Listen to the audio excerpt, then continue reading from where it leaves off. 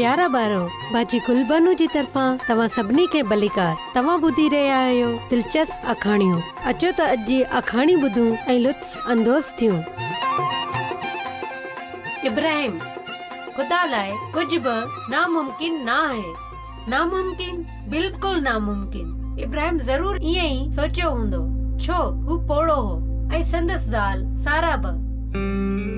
घणो वक़्त तक खुदा उन्हनि सां वाइदो कयो हो त हू उन्हनि खे पुट ॾींदो, पर 99 सालनि जी उमिरि में पुट पैदा थियण ऐं 99 सालनि जी उमिरि में पीउ बणजण, इहा त बिल्कुल नामुमकिन आहे। छा खुदा उनखे विसारे छॾियो हो? इब्राहिम पंहिंजे खेमे जे दरवाज़े ते वेठो हो। इहो मंझंदि जो वक़्तु हो ऐं सख़्त गर्मी हुई। ओचितो कुझु महिमान अची विया, 3 मर्द। इब्राहिम उन्हनि खे झुकी सलाम कयो। छा उन्हनि खे ख़बर पइजी वई हुई त उन्हनि मां हिकु खुदा पाण आहे? मुंहिंजा मालिक, महिरबानी करे सफ़र रोकियो ऐं हिते ई तरसी पियो। मां पाणी आणियां थो ऐं तव्हां जा पेर धोयां थो। अमी छांव में वेहो, मां तव्हां लाइ कुझु खाइण लाइ तयारु करायां थो। हीअं ई कर जीअं तो चयो आहे। इब्राहिम तयारी में जल्दी गई। सारा मानियूं तयारु कयूं। नौकर हिकु गाबो काहे आया ऐं ज़बा कयो ऐं इब्राहिम हिकु बहितरीन खाना बदोश ताम पेश कयो, जेको मखण वारे खीर ऐं ताज़ी खीर सां तयारु कयो वियो हो। तुंहिंजी ज़ाल सारा किथे आहे?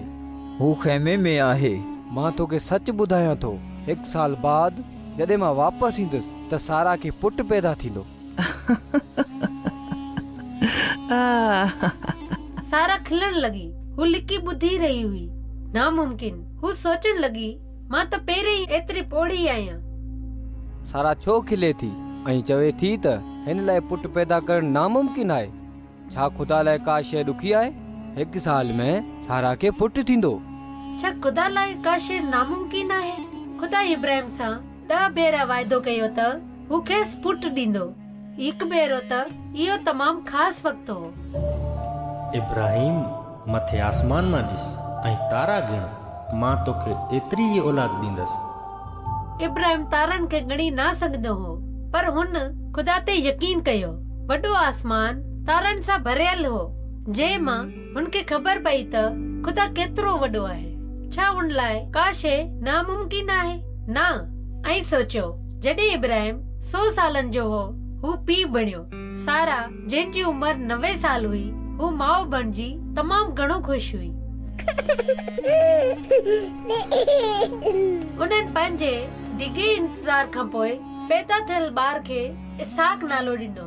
खुदा लाइ का बि शइ नामुमकिन न आहे। हू तव्हां जी सोच खां तमामु वॾो आहे। तारनि खे ॻणण जी कोशिश करियो ऐं पोइ ॾिसो त खुदा केतिरो वॾो आहे। ठीकु आहे ॿारो, हाणे बाजी गुलबानो खे इजाज़त ॾियो। खुदा हाफ़िज़।